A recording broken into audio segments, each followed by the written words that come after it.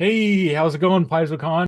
It's, I believe, our last live panel of the event, so no pressure. Nah, We not have to make sure everything happens perfectly. Um, this is the balancing encounters. Let me hit the table a little more to make echoes. A balancing encounters panel where we're going to talk about how to create fun, enjoyable encounters in RPGs. It'll be obviously focused on Pathfinder. It just works. This advice will help you with Starfinder, uh, any RPG really. This a lot of this stuff is not necessarily rules focused. But yeah. Let me introduce myself. I'm James Jacobs. I'm the narrative creative director for Pathfinder. And Josh, who are yeah. you? I'm Josh Foster. I'm one of the organized play developers with Pathfinder Society, uh, and I design and balance many encounters. Cool. And who are you, Michelle? Hello, I'm Michelle. I am a developer on the narrative team, mostly working with APs and other scenario type things you might see coming. And I also work a lot with balancing things for the APs. Yeah, that's that's Here. that's definitely a big part of our all three of our day jobs is like looking at encounters and writing them to make sure that they working with what freelancers created, um, comparing it to the suggestions in the game mastery guide, game GM core, using our own experience from working with this game for so long, chatting with each other when we get to weird situations. Um, but this is not as much a look behind the scenes at how we balance encounters when we're writing adventures or when we're developing adventures. That information is already in the GM's guide and the GM core. And so instead, I'd like to just kind of talk about, start out by talking about four different kind of classic archetypes of encounters and how they can be balanced when you're creating them and how maybe you want to adjust things as you go once you start playing. Because that's another really important thing to keep in mind is that you can make all of the work you want for an encounter. And once the players get in there, they're going to do things you don't expect. And you're going to have to change things on the fly. And one last thing, by balancing, I'm not trying to say like make sure all of the rules and everything are perfectly aligned where they should be. Um, I think maybe a better title for this would be make your encounters fun, make your encounters memorable, something like that. Anyway, so we got a little bit of inspirational art for our first four topics. So let's bring up the dragon fight. Everybody knows about dragon fights, I assume. Um, Dragon fights are a classic sort of, end boss type encounter where your party is like gathered together and there's one foe and they're pretty powerful. And the only real advantage you usually have is you have a strength in numbers. You get more actions each round or more options to do things each round against the creature. And the creatures in this case, they only go once around, but they hit hard. So let's see. Let's actually start with an org play angle on this. Josh, how Sure. do you go about balancing like boss fights in org play scenarios? So when you've got one creature doing most of the heavy lifting, we need to make sure that it's going to first off, not completely shut down the players if they don't have a lot of aerial options and it's a very maneuverable aerial creature. You're going to need to make sure there's something there to bring them in. But at the same time, if you're at level 17 and you got a boss that's stuck down on the ground and can't do anything against aerial foes, most of your PCs by then are flying. And a lot of other systems will have things like that. So in org play, I'm looking at the level ranges. I'm looking at expected abilities that my players would have. And in a home game, you definitely will know what your PCs are bringing to the table. So you can adjust to make sure that they're not going to nullify your boss because your boss is the encounter at that point. So when one creature's doing heavy lifting, you need to make sure that it's not entirely shut down. Another consideration I have for organized play is that I need to be prepared for a varied number of players. So a lot of times I will add in a minion here or there because that makes it real easy to adjust. Well, I have two players at level 4 and 4 players at level 2, and I need just a little bit extra that one creature wouldn't provide. But for my baseline, I can just have that one big bad. But I need to make sure it's appropriate for that level range. Flight's a really big concern there. Yeah, for sure.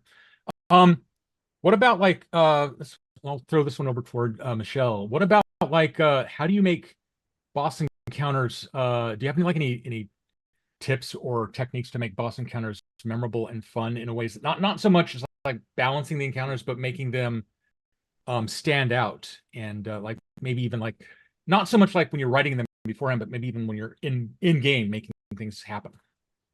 Yeah, for sure. I think trying to be thematic is always gonna give that little like oomph. Like if you're in an underwater cavern fighting a sea hag, then like, give her attacks more like, sea fiends kind of things, give her spells like a briny quality. Every time you get hit by like acid, it burns like salt. You smell this like thick, briny, gross stuff. It makes you vomit like seaweed or something. But also using the environment and flavoring it, like let's say your boss is just overpowered, they are just crushing you, this is not good. Like introduce an element that can that your PCs can take advantage of, that they could use to like maneuver around better and maybe like find a weakness or like create a weakness. Like, oh hey, this sea hag, like she lives in this little cave. Why don't we collapse part of the cave onto her? She's got like a bunch of these little octopus tentacles. Hard to walk around when you're not like in water itself. Like, okay, let's pin her down with a bunch of rubble. Like you could use a lot of I mean honestly improv, like just keep like, for me, I just hold in on like that flavor and try to turn it into something solid that becomes a mechanic. Like, yeah, I keep going to hags for some reason. I love hags. This sweet hags, like she tricks people with candy and stuff. Okay, like, well, guess what? There's a giant like peppermint candy cane over there. Like, if you break it, that could work as a really good sword. And maybe she's not immune to candy damage. So, Nice. oh, I Peppermint did the thing peppermint where damage. I Oh, no. make a hand motion and I turn all Everything gets dark. grim. Yeah, no, environmental is a huge part too. Just even before improving, just if you want an interesting fight, you need an interesting setting for that fight. Yeah, for sure.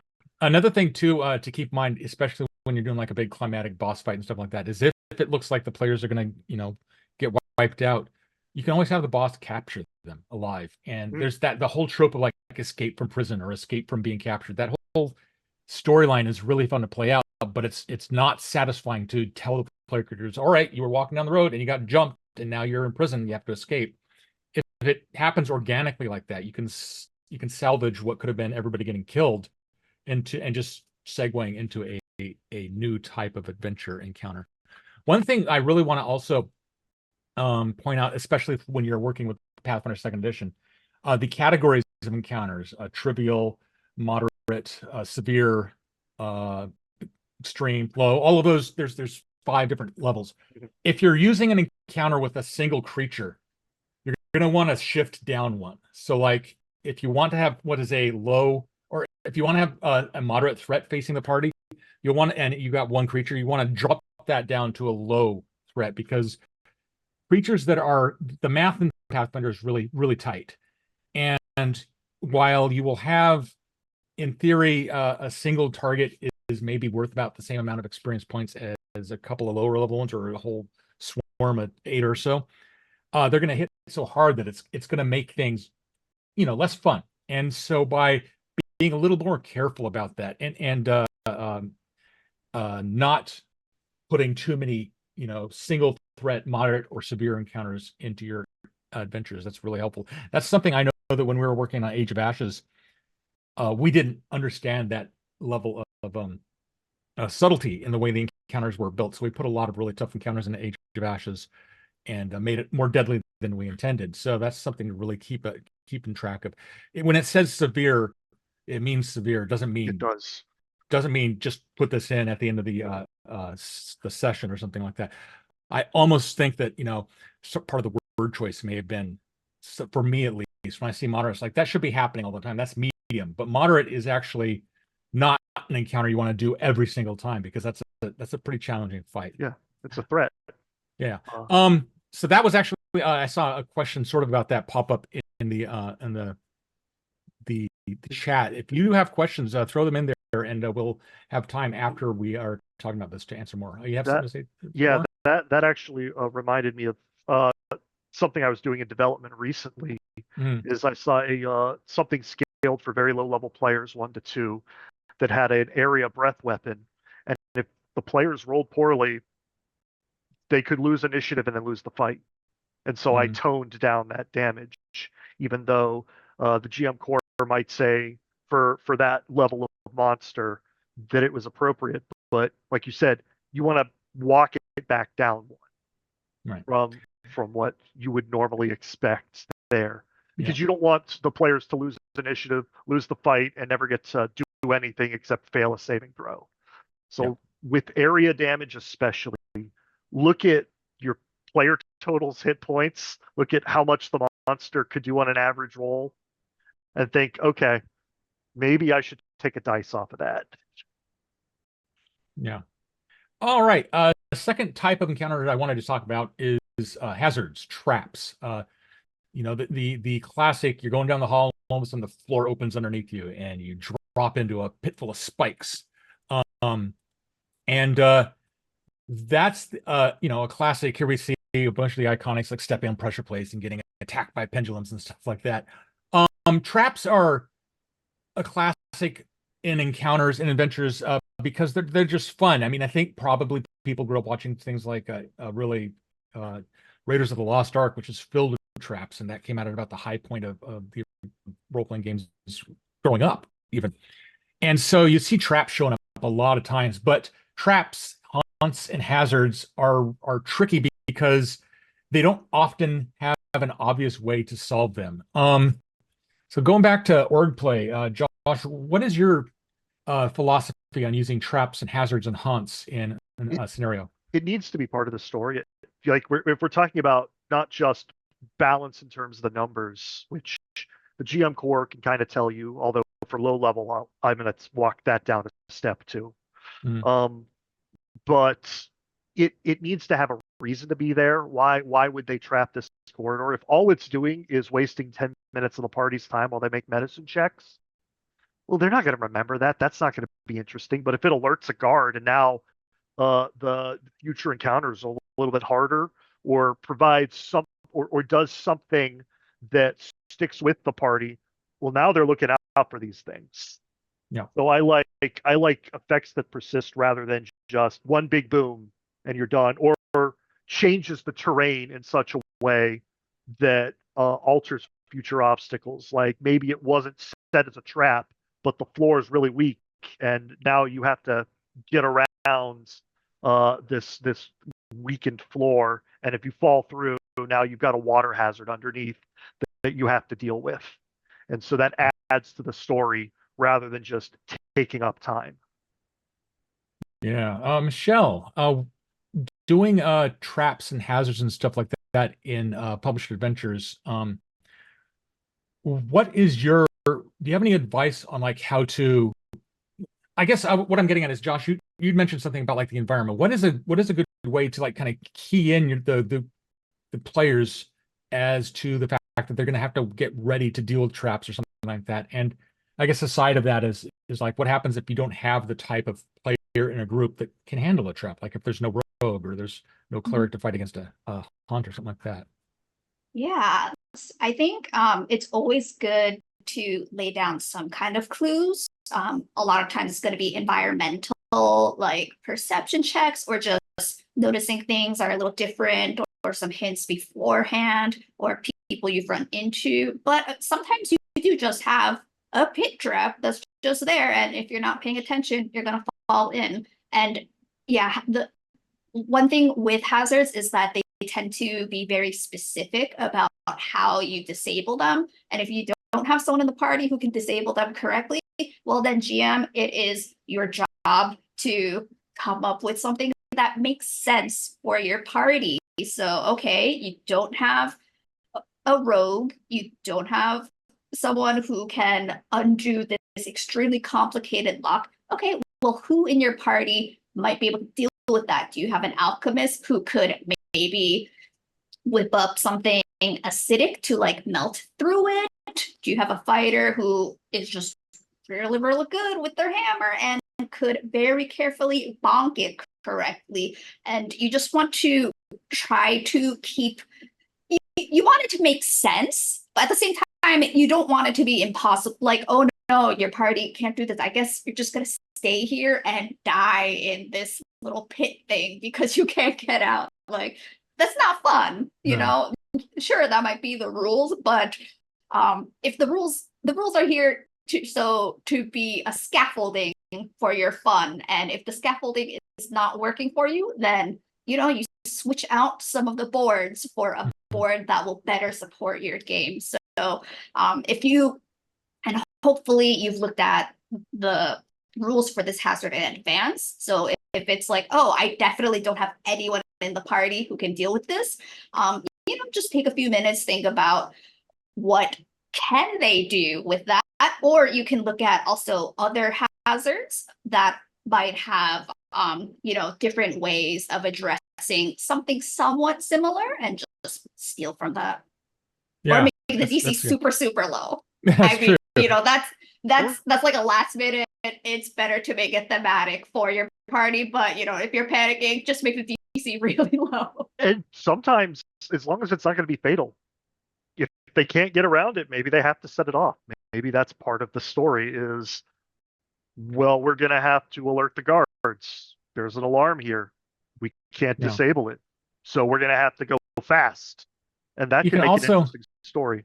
You can also go a little bit old school. And rather than, if your group doesn't have the exact right combination of skills to handle it according to the rules, like Michelle was saying, you can ask them, so what do you want to do? And have the people, not the characters, the people like, well, can I build the rope out of the vines hanging from the wall and kind of lasso it and pull it over? And you can listen to what their plans are coming up with and ask them to make a check. And if you know the trap is like, you've got to disarm this pendulum with a thievery check, but they get this really kind of fun sounding lasso thing, maybe instead you say that's an acrobatics check for them to flop it over there, or even a nature check to find the exact right vine. And if you do that's that, also a great place to give someone a hero point. That's also true too. Like if they come up with a cool idea. Just because a hazard lists number of skills, those are examples. Yeah, they're never they're never exhaustive, because we can't think, when we're creating a hazard, we can't think of every possible approach. And if we did, that would just take up way too much time. So don't treat it as exhaustive. Especially in the case of like a haunt or an unusual environmental hazard, where the skills that you use, maybe it's like a society check to think back on the history of the nation and you have the right salute to disarm that trap or something like that. That's not intuitive. You'll probably want to give like some context clues earlier in the adventure for the players, but you can always adjust those things as you need. And I saw someone had a question about making players think differently. If you allow more creative solutions, you're giving players kind of more permission to seek those creative solutions. The more you do that, the more your players will go into it and be like, oh, we can go way outside the box. Now, if you do, like the question was talking about, just have a bunch of players who just want to fight things, they never want to talk, that's almost an out of game discussion you need to have. Maybe that's what they want to do. And if they're having fun, as long as you're having fun, that's fine.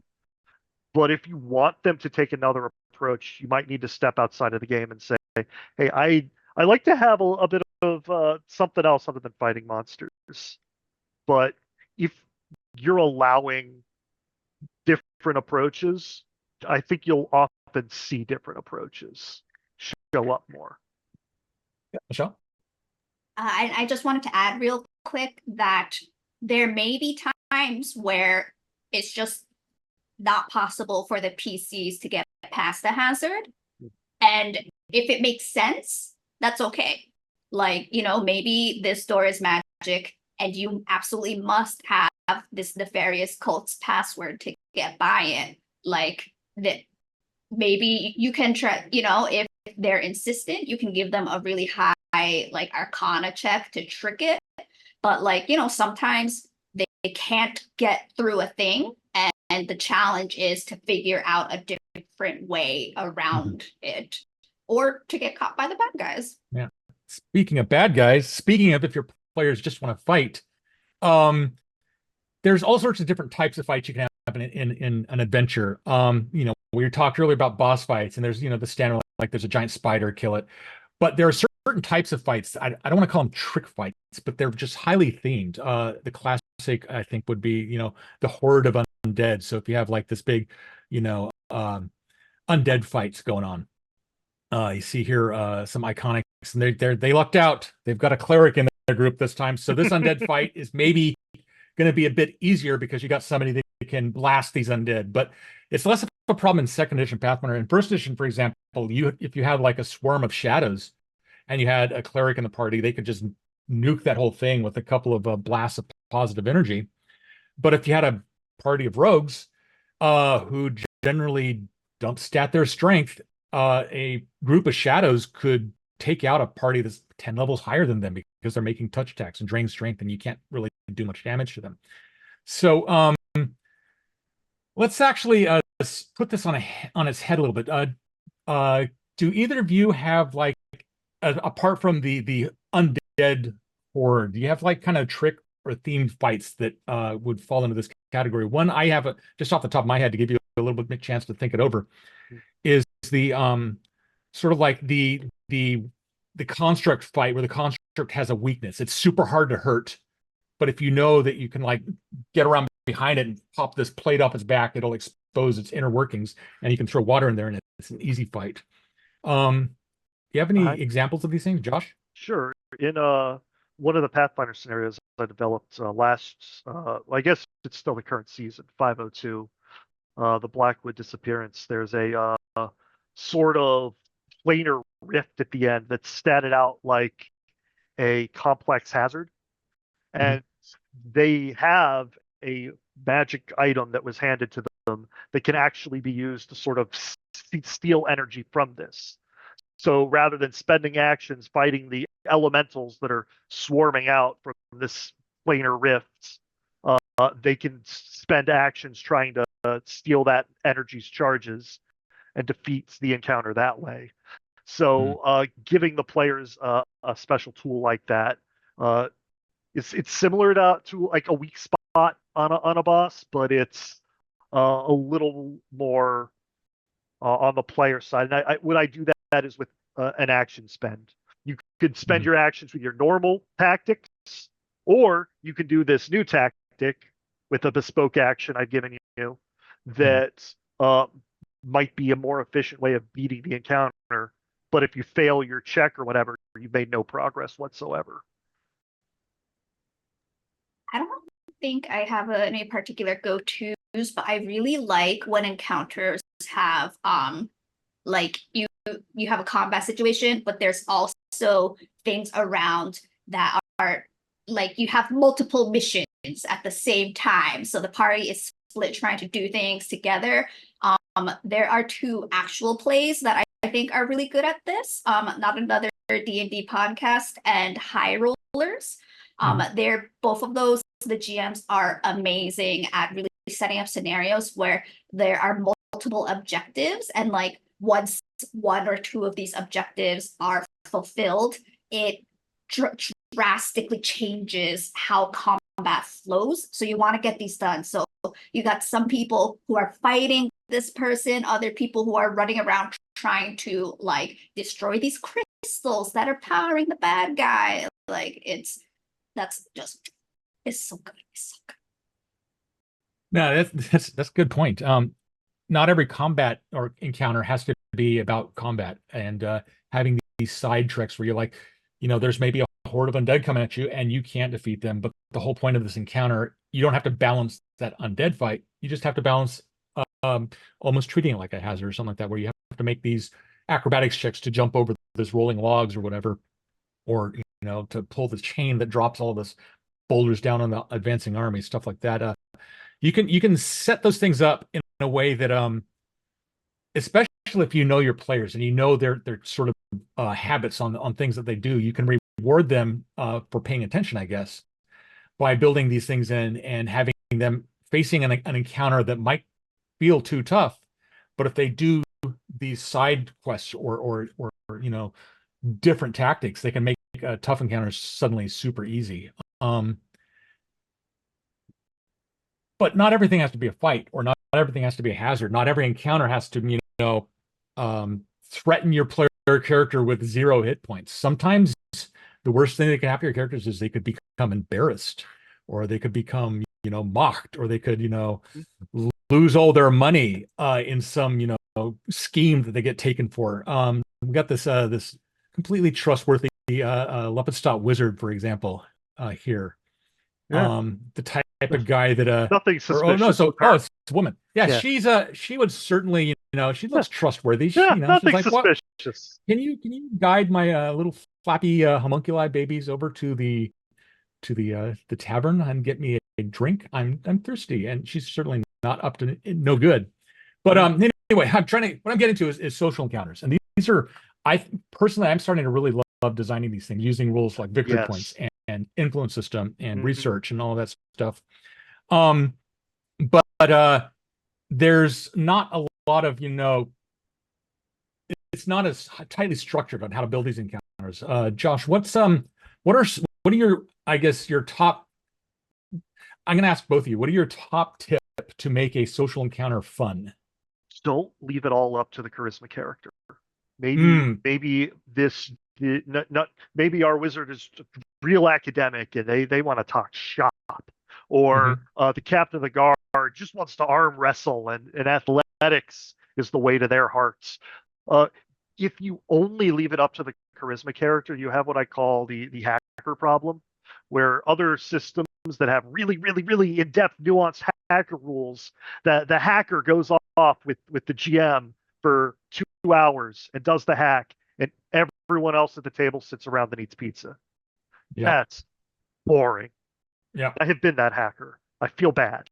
The inverse of that is also true too, though. I mean, if you're building just fight after fight after fight, make sure there are things for the charisma character to do. And that goes back to what you're talking about, Michelle. Like maybe there's a way that you could use a diplomacy check to like maybe talk them down from a fight or something like that. Do you have any other, what about you, Michelle, for social encounters? Yeah, I think a big thing is make the NPC memorable. Like make them someone, like it's not just, we have to talk to them for the sake of, so we could get to the next part of the AP. Like, to give them a quirk. Like we do try to make them a bit generic so you can customize them yourself to fit your campaign and your group. But like, if like make them wild, make them weird, like let them have goals, because ultimately this encounter should affect your party in some way, and there's going to be ramifications. So especially like, if this person is petty as hell and they make it clear, your party's going to know we really, really need to like tread on thin ice. We need to be so nice to this person, and like the second they fail their roll by 1, they're going to be losing their minds because they know something's going to happen. You don't know what, but tomorrow the party's going to find out. Nobody is selling them nice clothes, and there's a freaking ball coming up. They are screwed.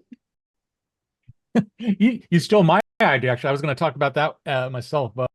Yeah, I love that idea. I mean, it's kind of like when you're fighting a monster and they have a really memorable attack, like the dragon that breathes out daggers. You're expecting fire, but it's shooting out like molten daggers. You're going to remember that for a while. But if you have like a social encounter and it's against the tavern keeper, and the tavern keeper is like just obsessed with pugwampies, and he's got like pugwampy art all over the place, and he's like, I don't really, I don't believe in luck, but these guys are just so cute. I love them so much. It just gives them these interesting little quirks, and that makes them more memorable. And you can often like build that in. Like you can say, well, this guy, if you make a nature check or a Fey lore check or something along those lines, you can get in and do his good graces and help that social encounter out. One thing I do want to also mention too, that it's easy to forget because it's not built into the nature of the rules specifically.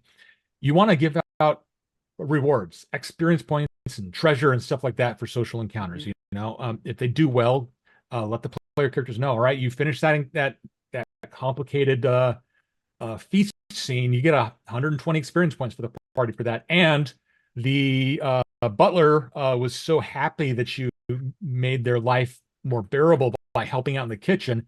They're sneaking you onto the side and they're giving you this magic item or this little, all this extra money and stuff like that.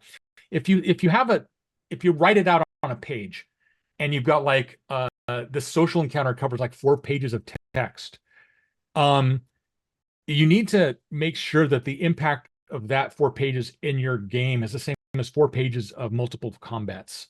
So don't be afraid to hand out a fair amount of experience. But by pages, I also could say the amount of time. Like if you have a 4-hour fight that gives a big pile of treasure, if you have a 4-hour, ballroom dance, that should end up with a big reward at the end too. Josh. And on that, let's say you use Milestone, which is somewhat similar to how Pathfinder Society does it. The number of adventures you run is what determines when you get your level. So you're not giving out experience, but you still want to make sure that it's clear that they achieved something, that this is getting them closer to their goal. So treasure, I'm still going to be giving out rewards for that, but a lot of times what I'll do in that instance is give out a bonus in a future encounter.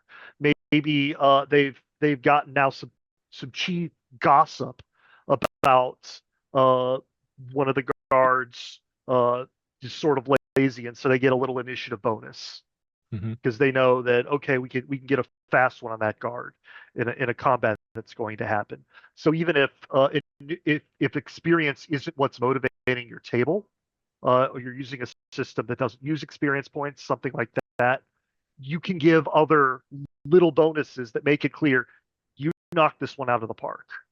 And on the other side, if they really foil it, like Michelle was saying, now there are consequences. It all moves the story forward. It doesn't shut off the adventure, but it's clear that this was significant and the effort they put in it changed the world. Yeah. There's a couple other things that came to mind as we were talking about this that I wanted to also point out that are really important for not so much balancing encounters, but balancing the feeling of playing a long-term campaign. It's really tempting. I see this a lot in adventure writing and to make every encounter just equally tough and life or death. And the idea is like, you're big heroes. You should be doing these big things. And while that makes sense, if every fight feels equally edge of the seat harrowing, you never feel like you're getting more powerful. If your first encounter is against a bunch of giant ticks in the desert, desert ticks, maybe scorpions is a better thing. A bunch of little desert ticks. Yeah, and you barely make it through, and then when you're 20th level, you're fighting dragons, but it's just as the feeling is just the same. You don't feel like that combat is different. It's just like it looks different. It's described different, but the actual experience of rolling dice and being, frustrated that you're not feeling higher level is there. It's important to throw in encounters, especially as you get higher level. Encounters that are balanced so that the player characters just crush people, just completely obliterate a trap. Just walk into town and like the guard's like, you can't come in here, and then have them make an intimidation check. It's like, oh, sorry, sir, I didn't realize you were that novel top, the furious. So don't be afraid. Don't be afraid to throw in encounters that are trivial or less, I guess is what I'm saying. Don't want to do them too much because then your players will get frustrated that you're just like kind of drawing things out. But yeah, and also moderate means your party is threatened. If you're big heroes, you should not be threatened all the time. Yeah. You should be like, yeah. If you notice your group is really like sort of feeling like we've leveled up, but it's sort of stuck in a rut, let them fight a foe that they fought 2 levels before, Yeah. or a similar set of foes or something like that, and see what now they do with 2 levels or 3 levels on that foe. Yeah. It's gonna be a very different fight, and they're Yeah. probably gonna have fun with it. You see that a lot in video games. I mean, I'm Mhm. obsessed with like the Dark Souls type games where you start out and everything's super hard and like that skeleton will hit you and kill you in one shot, but then you go all the way through the end and you go back to that start and you're like pushing them over and it feels like you feel tough. That's a power fantasy is a really a big part of what tabletop RPGs are all about. Another thing too, particularly I've been doing a lot of high level adventure development lately, and you don't want to have the DCs continually creep up. You don't want it to be always equally easy for somebody to climb a wall or to convince the local guards to leave them alone. You don't want to have like if you go to Sandpoint on day one and it's a DC 20 check and then they come back when they're 10th level, you don't want to say, well, now these guards, it's a DC 30 check because you're higher level. That's going back to that whole thing. You don't feel like you're getting better. They waxed the walls. It's now way harder to climb them. Exactly. What I've been starting to do is put those lower DC checks into your higher level adventures, but set the thing that you want them to learn as a critical result. So it may be a DC 20 check, but if they get a critical result with a DC 30 or whatever, that's when they get the information that really pushes the adventure forward. And by that tactic, you can make players feel like we only figured that out because we critically succeeded. And even though it was easy for them to critically see because they've got a plus 29 on their intimidation check to make a DC 30 check, it makes them feel tough that, they're able to just, steamroll over things like that. You don't want to do it all the time. You don't want to make your players feel they're too safe. Yeah. The other thing I just noticed mentioned in chat and that I agree with is if you're getting a really flavorful description or solid role play out of it, adjust the DC based on that. If they're really narrating their approach, and don't only reward the good actors at your table. Reward the approach they're doing. Just because someone can't do a good voice or something doesn't mean they shouldn't get in on this. But adjust the DC, reward thoughtful play. That's an engaged play, and that'll also let your players will be more engaged at that point. So even if it's more of a trivial challenge, they'll be like, well, we chose the right approach. Or even if the DC wouldn't have been that different, they feel that reward because the one who chose a certain approach succeeded where the others failed. Yeah. Let's see. Looking back at the chat, there's some interesting comments and questions in there. Here's one that I'd like to talk about a little bit. We were talking about having encounters where you like think outside the box and approach traps, not try to disarm them, but to do this, or dealing with the undead horse by knocking down a retaining wall of a bunch of rolling logs or stuff like that. What are the best ways to train your players to think that way? What is a good way to show your players in game? You can always, like, I think it was Josh, you mentioned earlier, you can take them aside at the end of the game and say, hey, I think you should do this or that. What are some in-game ways you can show people how to do different tactics like this? You want to go, Michelle? I think the first thing is just asking, like, hey, is there anything you want to try? Like, there's no key to this door. You don't see anything particular to help, like, pick the lock. Like, what do you guys want to do? Like, there's things in the room, like, blah, blah, blah. Like, what do you want to do? And a lot of times that will prompt, like, player discussion and being like, like, what can we do? Let me look at my inventory. And someone might be like, oh, I have this. Why don't we try that? But yeah, so I think like just straight up being like, hey, what do you want to try? Like that a lot of times, because a lot of times players will just rules are a beautiful, beautiful thing. I am a complete rules guy, but rules can also feel like a pre-laid path where it's like I must do things in an exact certain way, and players will like pigeonhole themselves. So just being like, hey, this is not just a path. There is a big meadow, and you can step this way if you want. Like, what would do you want to do? Then it's like, oh, we can do other things, and that can sometimes like just that simple question can really get the ball rolling Yeah. sometimes.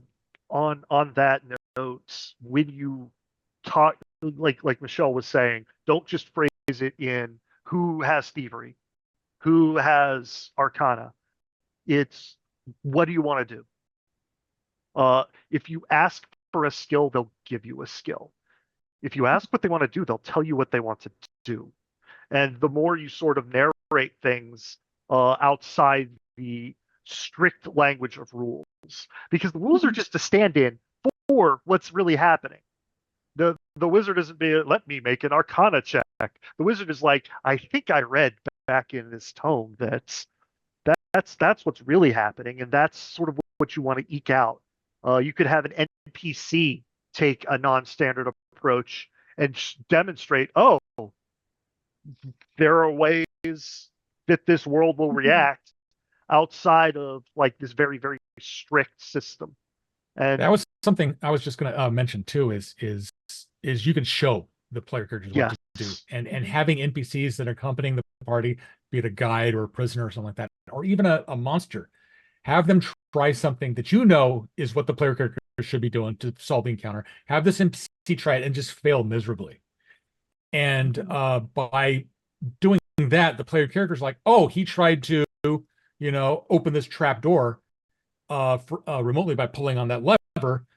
Maybe we should try something like that. And then that way, not only the player characters you start training them into looking different ways like that, but at the end, it's like they did something that somebody in the world could not. And they feel like they're the main characters, I guess, for the encounter. Yeah.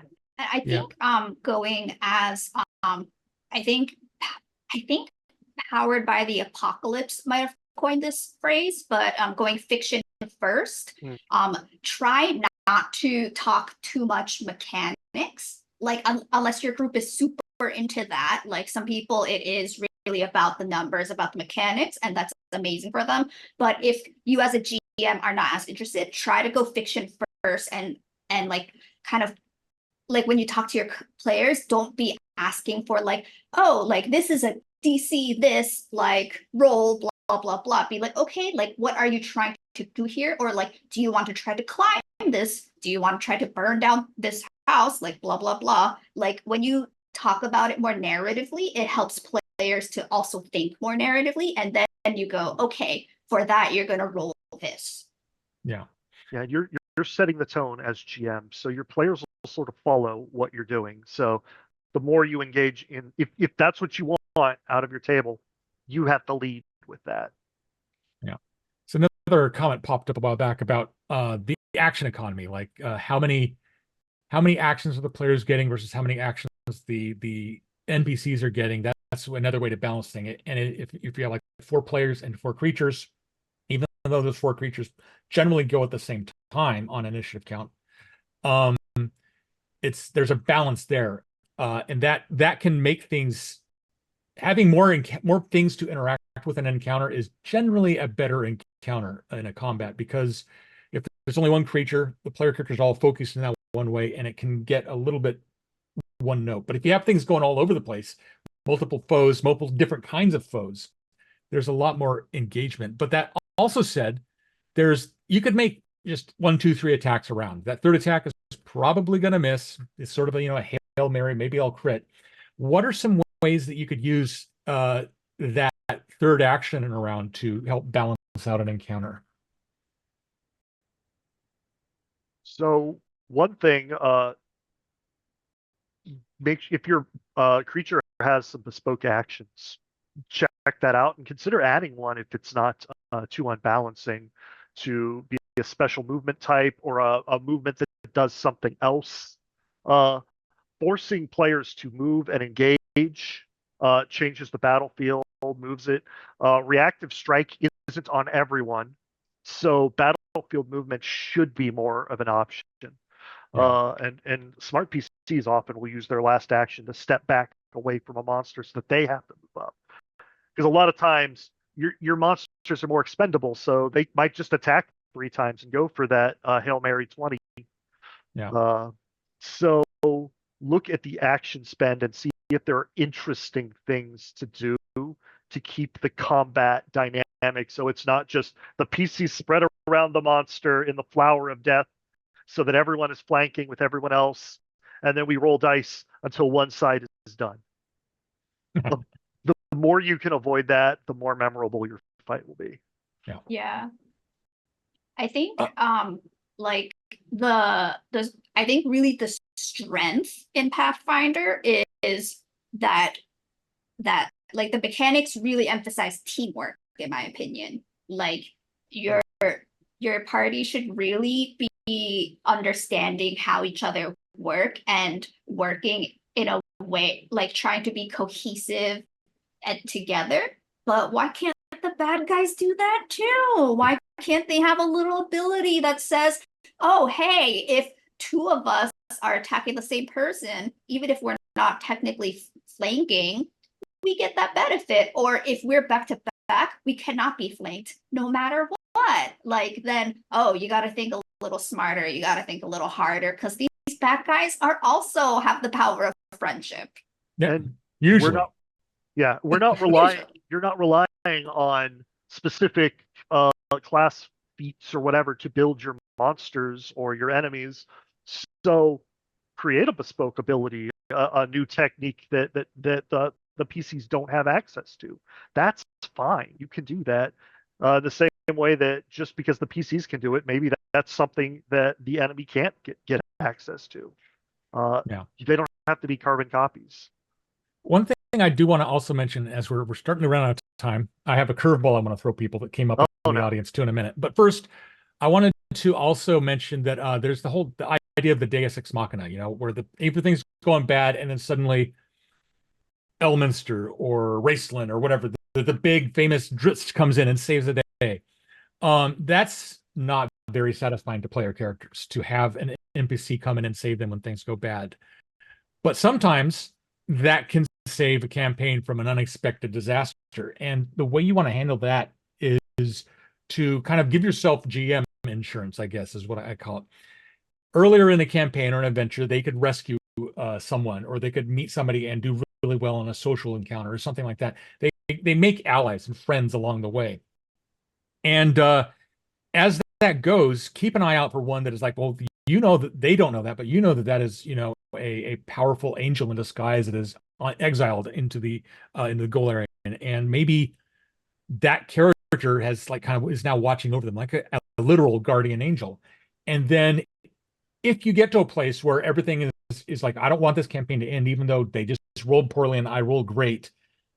The encounter was balanced. The random number was just against them all, like maybe happens once or twice with Tiptoe.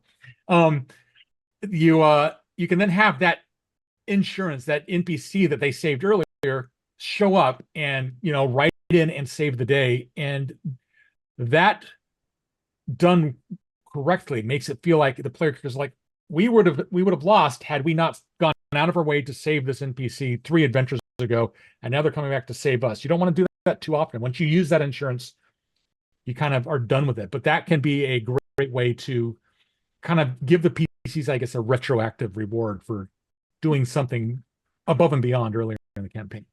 The curveball, though, this is not so much about balancing encounters, but it showed up in the chat and I was interested.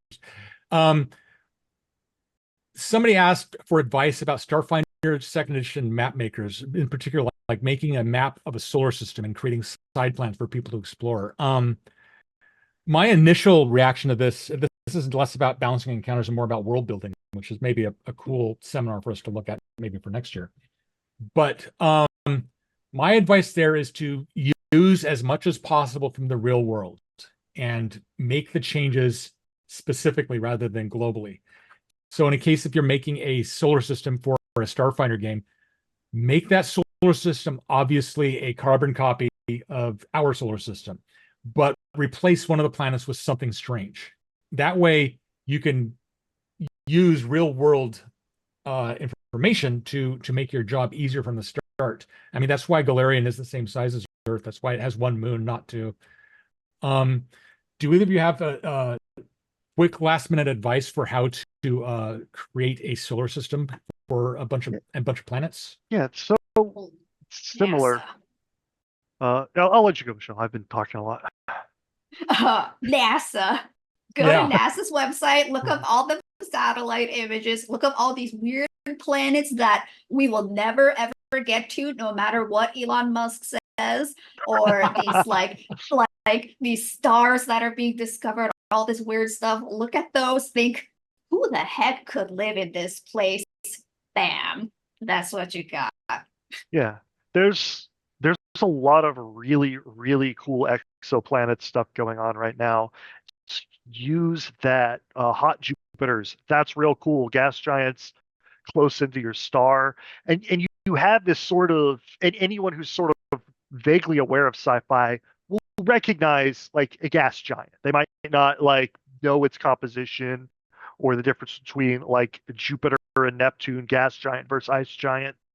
But little rocky planet, big gassy planet, they'll get that. And if you've got a bunch of those spread out in a way that seems to make sense, your players will get it. And so then all you need to do is sort of import data from elsewhere. Okay, this one's really close to the star, so it's going to be pretty hot. We've got a Goldilocks zone planet, so how Earth-like are we going to make it? We've got some colder stuff out in the distance. We've got this big one. It's probably got a bunch of moons, and just go from there. You don't have to have like every bit of composition of your planet. Just use that broader shared language.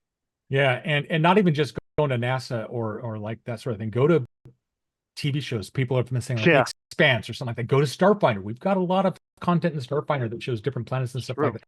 Pick and choose. You don't have to create everything. You can pick a planet from Starfinder, a planet from the Expanse, Neptune, put them all together into something that feels new. And at the same point, remember that you don't have to create everything. If you are building a bespoke world for your group and you have an idea of where they're going to go in the next session, focus on that planet. Don't worry about the rest of the stuff. Focus on dealing something about like that. You know, they're going to the swamp world. Focus on building some stuff there. Let them explore. At the end of the session, it's always a good idea to say, okay, we're done for the night. What are you guys planning for next week? And that way you can get an idea of what they're going to maybe do. And even if you start the next session and they said they're going to the ice planet, like, we're going to go to the jungle planet instead because we want some of those giant beans that grow in the top of the mountains or whatever. You're like, okay, well, let's go there and do that. But you've already got that ice planet stuff built for later. So do it like one step at a time, I guess. Yeah. Yeah, and you're not going to need the whole planet. Like, planets are huge. Like, you only need like 2 or 3 places on the planet that like the PCs would want to go to, and then bam. So just name your planets, have like 2 places they can go to. Yeah, their ship just can't land everywhere. Or and if they're going to land somewhere, that's the place that you create. Yeah. And to bring this back to balancing encounters, you can use this same tactic to build encounters in your game. You can go to a Pathfinder adventure or a society scenario or a Starfinder adventure, look through there, pull a map out, it's just a single encounter out, something that looks fun, run that in your game and see how it plays out. Look at what other people have done. That's the way that I've managed to kind of, I guess, land this job here at Paizo. Is I spend a lot of time just reading adventures and just looking at the way other people do it. Even adventures that you're like, I wouldn't do it that way. You're still learning something from that person that you wouldn't do it that way. So we are about a minute away from having out of time. Thank you everybody for coming to PaizoCon. It's always fun to get a chance to talk with people, even in a virtual element like this. We are going to be lurking around on the Discords after this. There's a post balancing encounters room that people can ask questions, or I think some of us have AMAs or anything like that. But yeah, thanks for coming. I'm James Jacobs. I'm a social media hermit, but you can usually find me lurking around on the message board at Paizo or over on Reddit, the 2E Pathfinder Reddit parts of the internet. Yeah, I'm Josh Foster. I too am kind of a social media hermit. I don't use Twitter or any of that, but I will be on the Discord, both in my AMA channel, and there'll be a post-panel discussion channel in our Discord for this that I'll be hanging around in for at least an hour, probably. Yeah. So thank you all for coming out. These are some great questions, and then finishing it out. And I'm Michelle. I am in most places as Miss NYK. On Twitter, there's an underscore at both ends. And I will also be hanging out on Discord. So I'll see you there.